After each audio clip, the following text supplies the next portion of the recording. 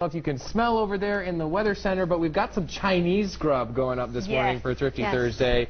Chinese New Year, I wasn't even aware. You were the one that told me about this coming up. Yes, in a couple days. Right? This weekend, this weekend. So we'll do a little fake out. You got a lot of Chinese in your heritage, right? Oh, absolutely. Can't you see the resemblance? Blonde hair, Yes. So this one's really easy, and it's even fun because you get to put it in your crock pot. So even easier. Big fans of crock pot. I love the crock pot. So already in the crock pot, I have a can of beef broth and a half a cup of low-sodium soy sauce, some garlic, some brown sugar, all those kind of goodies in there. And then your steak, you just need to pick really a cheap cut. That's what's nice about the crock pot, is when you're doing this, it's going to cook down really well, and the soy sauce obviously is going to break down the meat. So it'll get softer, even if it is the cheap meat? Yeah, so pick a cheap cut of meat. I personally, I really like the flat irons. They are a little more expensive, usually about $3.99 a pound. You can go cheaper, but that's what I'm using. Either way, the trick to it, though, is you just want to make sure that you're slicing it extremely thin. So you said a flat iron? Is this kind of a cut? This is a flat iron. Okay. And so you just want to make sure that you're cutting it. Is there an easier direction to cut the steak, or does it not matter so much? It's just against the grain. Against the grain, okay. Yep, and that's going to make it thinner and more tender by doing it that way. And I see you're kind of slicing it at a diagonal. I'm guessing that helps you get the... Yeah, you can see all that's the grain. Okay. And so that's what you want to cut this way. Instead of going this way, then you're going to have these long strips of gristle through it, which is going to be really tough. Yeah, ew. So yeah, so you just want to go like that. No one wants that. Yeah, so cut it really thin like that. And then put this meat into the sauce that you have going on and let it cook all day. Put it on low. And we've got those ingredients for the sauce up there as well on the screen. Yeah, just put it on low, let it cook all day. When you get home, you can go ahead and do your rice, to the directions that are on the box, or if you're doing dry rice, steam it up. Yeah. While it's cooking, you want to take your broccoli that's chopped up and put it in there into the beef and let it cook kind of the same time as the rice is. It'll take about that time, about another 30 minutes. Oh, so broccoli goes in at the end. Broccoli at the end. Oh, awesome. Okay, and if you don't, I guess if you want the flavor to be just with the beef, I guess you could steam the broccoli with your rice as well, right? Yeah, you could. Either way. So you got a couple options if you've got the rice going already. Yeah. So the idea is to put in there, if you're using a bag of frozen broccoli, don't unthaw it before you put it in there, because that half hour in there is more than enough time. You don't want it to be soggy. You still want it to kind of have some texture. Okay. And same even if you're doing, and if you're doing fresh, don't worry about steaming it before you put it into the juice. And as far as price breakdown for the broccoli, is frozen cheaper than fresh, or are they comparable? Right now it's really comparable. I mean, you can pick up a bag of frozen broccoli for right around like 79 cents to $1 a bag. But broccoli fresh right now, is running usually about 88 cents a pound is about average on it. So maybe it's a time thing. If maybe you don't have time to shop it, you could just throw the bag of the frozen stuff in there. It might be a little quicker. That's my kind of cooking. Now, open the bag. Open the bag and dump it in. Easy. And then once you have that in there, you want to then take, in here I just have a little bit of cornstarch, and you're just going to want to take some of the juice and put it in here, and this is just going to help be your thickening agent. Okay. So you can do this, just mix it up. And it's important to know, you don't just dump the cornstarch No, because you don't want it to be all clumpy. Yeah. So do it this way first, and the liquid's hot enough, it's going to just dissolve your cornstarch. Which is helpful for those ones. And then you just put it all back into the And then put all this back into there. And that's when everything's done, or is that when it's still cooking? And that's why when you have your broccoli in there, and that last half hour time of cooking, and then of course... So it'll thicken the sauce a little bit. It will. It'll thicken the sauce a little bit. And look at that delicious presentation. And that's so easy. It's beautiful. Chinese beef and broccoli in honor of Chinese New Year, which is coming up this weekend. And of course, this meal won't be complete without dessert. You probably know what direction we're going with that. But wait about a half an hour and you'll see for sure. And just one last quick question: price breakdown per person for this meal. It ends up just being a little over $1 a serving with it. And that's even including your cookies, because really you think about the miscellaneous ingredients that you have already in your pantry.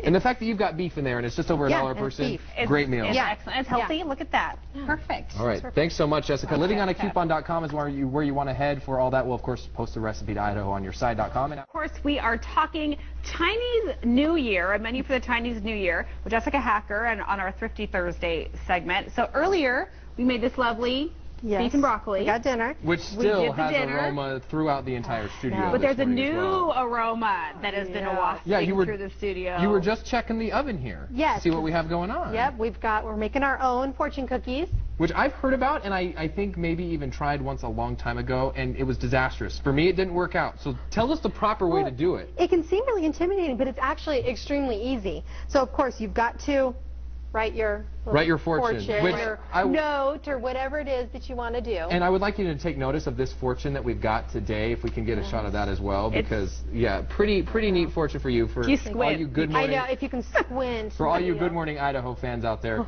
make sure you grab it. So it is. Piece of paper. It won't burn in the oven, right? I'm assuming. Nope, you're not going to put this in the oven. Oh, no, not even paper does not go in the oven. Oh, hey, well, how about that? Okay. First off, you need to sift together the sugar, flour, and some cornstarch.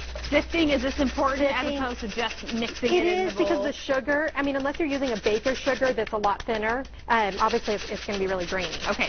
And the cookies are going to be thin. So you do that, and then in here is just the egg white, the water, oil. And go ahead and just pour it in there. No egg yolk. Pretty basic stuff. Yep. Oh, just the white. Just the whites.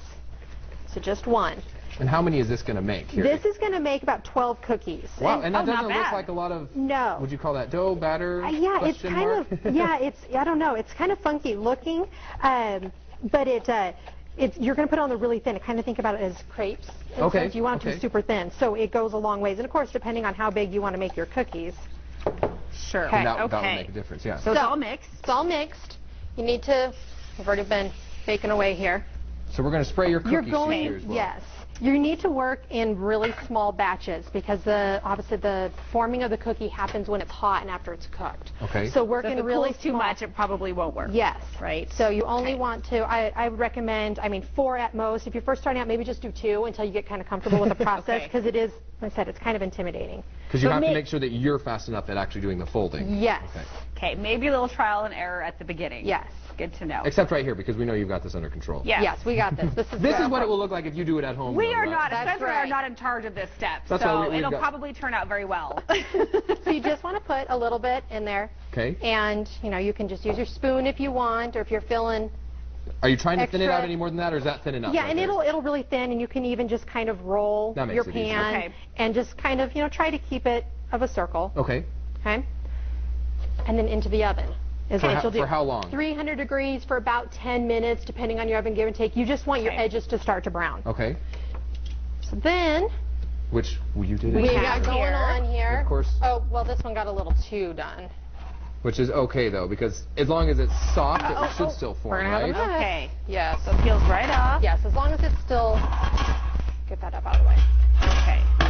As long as it's still moldable, you can fold it. And is this where the? This is where this comes in. There you go. Throw your fortune in the middle. Put it in the middle. Fold it in half. Okay. Uh-oh, I got those. Fold after you that, focus right? on the cookie. Yeah, fold it in half, and then you just want to push in the middle, which is going to make it do. So it's kind of in half and then in half another direction. And then I use a cookie sheet just because it'll help hold the shape of it while it cools. So then when but it's wanting to unfold a little bit. So then once it comes out, it's going to have. And then it'll break open just like you're used to from a restaurant. That's so cool. That's great. So yes, fold it in half and then push into the side that's the folded side. And bend them. And bend it. Good fortune for Good Morning Idaho, which is the one that we just put inside there as well. Right. So fortune cookies, a recipe at IdahoOnYourSide.com, plus, of course, a link to livingonacoupon.com where you can find all of this. So go celebrate the Chinese New Year. Happy Chinese New Year. We know you were looking forward to that holiday this weekend. Thanks so much, Jessica, for being with us this morning.